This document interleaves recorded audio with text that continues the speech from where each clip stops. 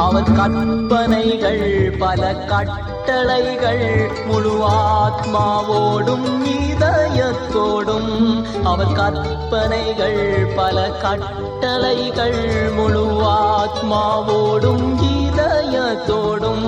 நீ செவிசாய்த்து கை கொண்டு மனம் திரும்பி நான் சந்தோஷம் அடைவார் என்றென்றுமே.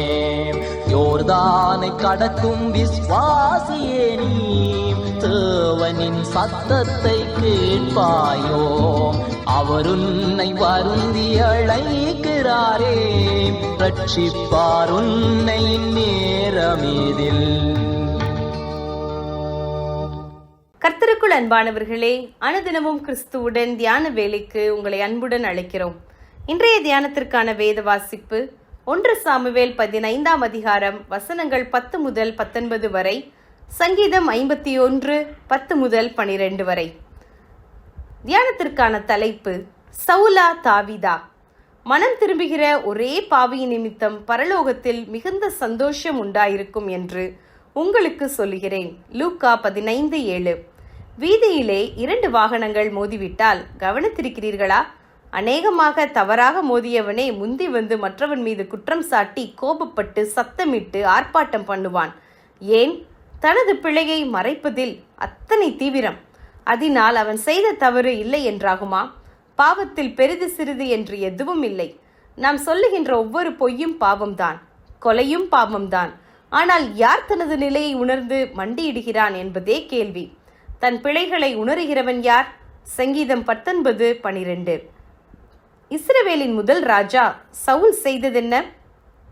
சாமுவேலுக்கு காத்திருக்க வேண்டியவன் சூழ்நிலைக்கு பயந்து பொறுமையை இழந்து சாமுவேல் வருவதற்கு முன்னர் தான் செலுத்தக்கூடாத சர்வாங்க பலியை துணிந்து செலுத்தினான். அப்போதே சாமுவேல், உமது ராஜ்யம் நிலை நிற்காது என்று சொன்னார். என்றாலும் இன்னும் ஒரு தருணம் கொடுக்கப்பட்டது. அப்போதும் கர்த்தருடைய வார்த்தையை மீறி அமலேக்கின் ராஜாவையும் பல முதல் தரமான சம்பத்துகளையும் தப்ப வைத்து பலியை ஜனத்தின் மீதும் போட்டுவிட்டான். ஆனால் தாவீதின் பாவமோ மகா கொடிது. ஏற்கனவே மனைவிகள் இருந்தும் இன்னொருவன் மனைவியில் இச்சை கொண்டு அவளுடைய புருஷனை கொலை செய்து அவளை தனது மனைவியாக்கிவிட்டு அமைதியாக இருந்து விட்டான். இப்போது சொல்லுவோம், சவுலா தாவீதா? யாருடைய பாவம் கொடியது? யாருடைய பாவம் மன்னிக்கப்பட முடியாதது? பாவம் உணர்த்தப்பட்ட போது இருவரும் மன்னிப்பு கேட்டனர். ஆனால் சவுலின் கோரிக்கை போலியானதாக இருந்தது. 1 சாமுவேல் 15 வசனங்கள் 24-25. ஜனத்தின் மூப்பருக்கு முன்பாக தான் கனப்படுத்தப்பட வேண்டும் என்று முயற்சித்தான். தாவீது மன்னிப்பு நாடி கதறினான். ஆனால் அவன் தனது ராஜ்யம் நிலைக்க வேண்டும் என்று கேட்காமல் இரட்சணியத்தின் சந்தோஷத்தை திரும்பவும் தாரும் என்றே கதறினான். இங்கேதான் 2 பேரும் வித்தியாசப்பட்டனர். இந்த தாவீதின் சந்ததியில்தான் மேசியாவும் வந்து பிறந்தார். நமது பாவத்திற்கான கிரயத்தை செலுத்தினார். பிரியமானவர்களே, இன்று நாம் யாவரும் பாவம் செய்கின்ற தூண்டுதல் உள்ளவர்கள்தான். ஆனால் எவர்கள் தங்கள் நிலையை உணர்ந்து மனம் திரும்பி வருகிறார்களோ அவர்களின் நிமித்தம் பரலோகத்திலே மிகுந்த சந்தோஷம் உண்டாயிருக்கும்.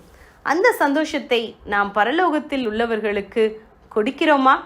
அந்த சந்தோஷத்தை நமது வாழ்வில் நாம் அனுபவிக்கிறோமா? ஜெபம் செய்வோம்.